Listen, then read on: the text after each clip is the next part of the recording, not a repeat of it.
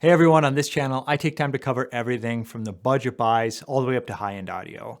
I think all of it has a space, and depending on the user and their personal needs, a lot of these products are the perfect match. Today's video is going to cover more of the mid-range budget as far as soundbars go, but something I want people to keep in mind is think about how far brands like Fozzy, Aima, Weem, other brands like that, how far they've taken their products in just a short number of years. Ultimea, the brand that we're covering today, is sort of that same thing. It feels like a really rapid progression of their products. So let's take a look at it and just see where it fits. This is the Skyway X50, which is their latest 5.1.4 channel soundbar system. Now, I've reviewed a few soundbars from Ultimea before, and they've consistently delivered pretty solid performance for the money. It's one of their lower tiers. I think they offer all the way from like an X40 all the way through an X70, and this is the X50, like I said. It's currently priced at $499, and soundbars, for whatever reason, rarely sell for their full MSRP. This one actually carries a $699 price tag, but don't be surprised to find it on discount like it currently is for Black Friday at that $499 price point. Right off the bat, this looks and feels much more premium than the previous models that I had in. The earlier models were all right, but it was definitely noticeable that you were shopping kind of a budget soundbar. The build quality on the X50 here is definitely a step up, and it looks like we have some new innovation going on here as well. Let me walk you through all of that, what comes in the box, and how this whole system kind of comes together. Packaging is actually pretty clever here. They've designed it so the soundbar ships in 3 separate pieces. You've got a left, a center, and a right channel, and they're all going to connect together with the amplifier section being in that center unit. This modular approach keeps the shipping box smaller and more manageable, and if anyone out there has ever purchased one of these larger soundbars before from other brands, they tend to ship in giant boxes. I would have to imagine that this broken down approach leads to lower shipping costs, which ideally leaves more margin for product improvements and hopefully more, cost reductions that can be passed down to the customers. I do want to mention how tightly these lock once connected, because others might be curious. I know I was when I saw the pictures. I was expecting it to be kind of a little bit clunky and loose fitting, but it actually locks into place really securely. Once you have these together in one solid unit, there's no play on either side. It really just becomes one solid piece. Setting this up, you're looking at the main soundbar unit that contains your front left, your center, and your right channel. Plus it has 2 upward firing height channels here. Then you've got your 2 wireless surround speakers and a wireless subwoofer. The surrounds represent a big change from the previous models, which required speaker cable runs from the front to the back of your room coming from that subwoofer. That worked okay in my main application for a soundbar, which is my bedroom. The sub just lived under the bed and the cables weren't visible because the surround speakers were just on the nightstands, so all the wiring just kind of ran underneath the bed. But the wireless is my much preferred option here, as it opens up the sub placement to placing it where it actually functions best. The caveat there being that there's no speaker wire for, each speaker coming from the sub to the speakers, but both surround sounds do need to be plugged into a wall. It's a trade-off, but it's worth it in my opinion. They're calling their wireless system Cinemesh. It's using dual 5 GHz channels, and they claim a latency under 20 milliseconds. Now, I don't have the equipment to measure that precisely, but in actual use with movies, TV shows, and YouTube, I never noticed any lip sync issues or delay from the front to rear speakers. The main unit has a clean design with the plastic grills on the front and sides, though I should mention the side grills, they are purely decorative. I'm not sure if those are possibly used in some of their higher models or not. The actual drivers, they're all front and upward firing on this. You've also got physical buttons on the top for basic controls, but you'll probably either use the included remote or the smartphone app for most of the adjustments. I rarely find myself ever having to use physical buttons on a soundbar. Using the buttons on the soundbar is sort of like the days before we had TV remotes, or more like when the parents just had the kids get up to either change the channel or the volume. Thankfully, we have more than enough options here, the remote, the app, and then we also have the HDMI eARC controls. The eARC is the way to go in my opinion. Just use your TV remote to control the volume, and then when you power your TV on, the soundbar comes on automatically. Power your TV off, the soundbar turns off. Really, the only reason for myself to keep the Ultimea remote handy is just for adjusting the surround and height controls. Around back, you're going to find the HDMI connections, and this is one area where the X50 could be a little bit better equipped. You get one HDMI input plus that eARC connection. And I'd really like to see at least 2 HDMI inputs here, especially if you're connecting multiple sources like a gaming console, a Blu-ray player, a streaming box. And gamers should also know that there is no 120 Hz pass-through here.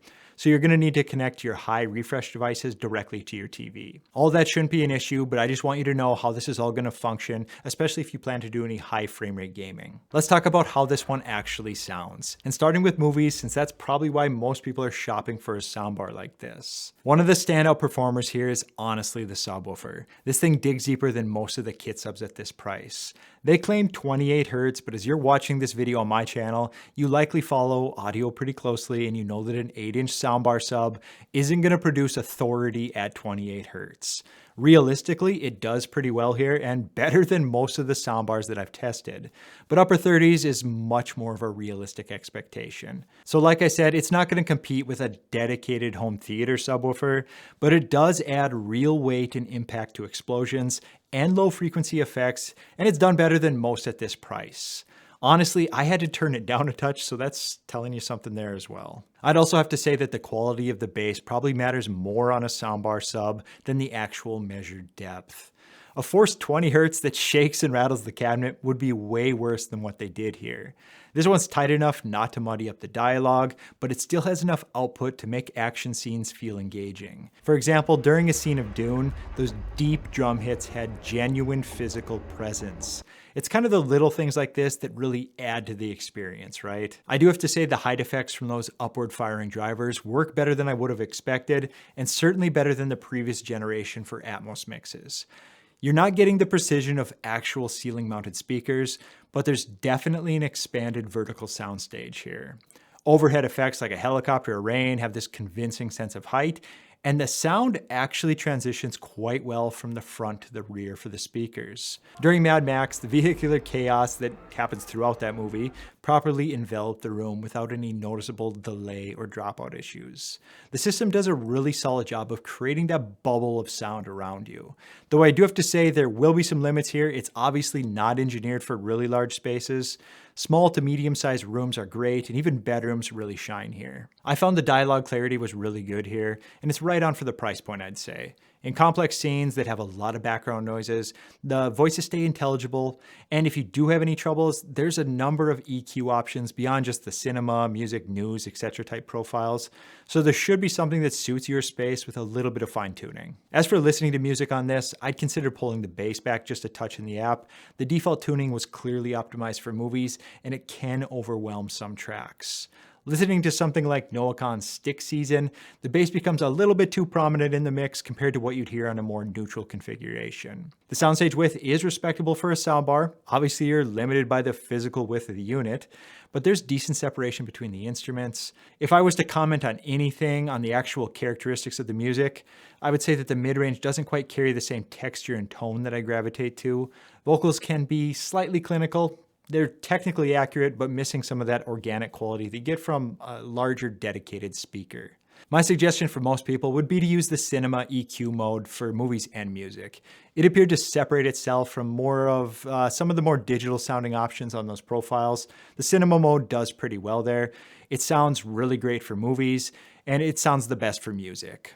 All this being said, this is a soundbar on an audiophile focused channel, so music is going to come under a bit of scrutiny here. When you apply these same characteristics to movies where this is primarily going to be used, I really didn't have anything to complain about. In all reality, it was much better than I expected. The Ultimea app is functional and mostly polished. You can go in there and handle your firmware updates, adjust all your settings, power the unit on and off, control the volume.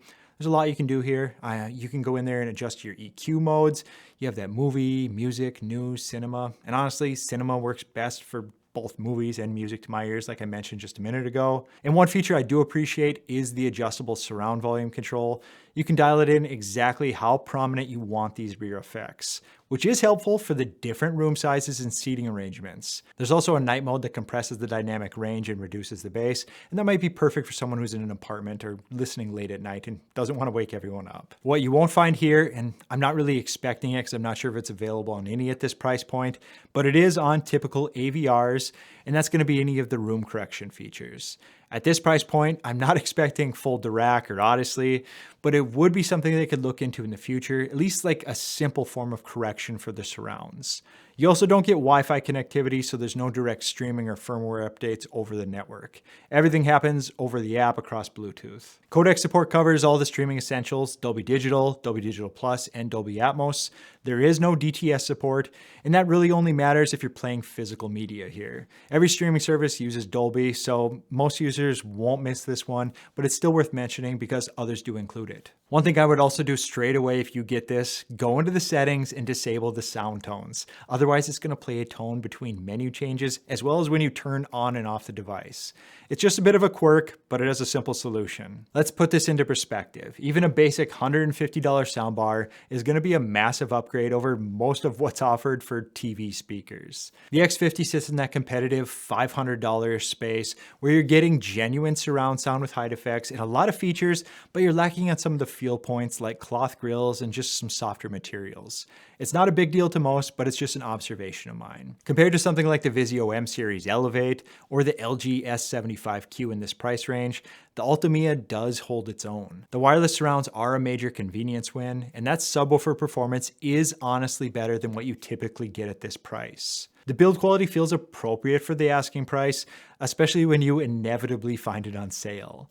The modular design is smart. Basically, they seem to be making some intelligent moves here. The Ultimea Skyway X50 is impressive for the money. It's not perfect. I'd love to see more HDMI inputs, some form of room correction maybe, and warmer music reproduction. But for creating an engaging home theater experience without breaking the bank or running wires all over the place, it does completely deliver.